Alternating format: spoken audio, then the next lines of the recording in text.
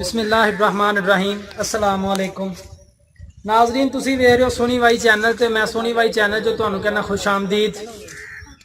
मैं तुहाडा मेज़बान अवैस ओजला ते नाजरीन, मैं अज मेरा फर्स्ट टाइम एक्सपीरियंस फालसे दा जेहड़ा दरखत है वो मैं अज फर्स्ट टाइम वेख्या ते मैं आख्या अगर मैं फर्स्ट टाइम वेख्या तो अपने नाजरीन नू भी दिखाने उन्होंने भी ये इन्फॉर्मेशन शेयर करने कि ये फालसा जेड़ा रमज़ान दे विच तकरीबन सिटीजन एरिया विच 800 रुपये केजी फी केजी जेड़ा ना सेल होया है। तकरीबन ये शतूत की तरह ना जेड़ा ना दरखत है जिते ते लग्गा ते माशाल्लाह बहुत ज़्यादा फल ते हजां कि इहदी हिफाजत भी नहीं करते है।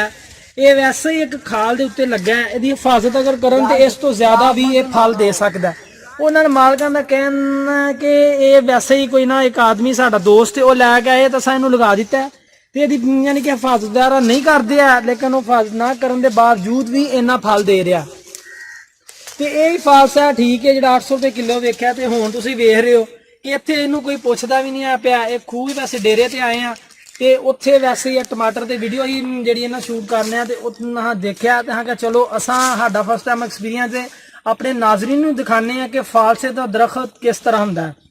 तो नाजरीन साडी इंटरटेनमेंट वीडियो है, ठीक है, तुसीं देखो फालसे का दरखत ते साडी वीडियो नूं लाइक भी करो ते कमेंट भी जरूर करो।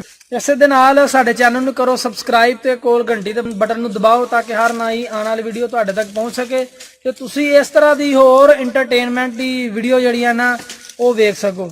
इस दे नाल सोनी वाई दी टीम नूं दिओ इजाजत। इंशाअल्लाह एक नई वीडियो दे नाल हाज़र होंगे। अल्लाह हाफिज़।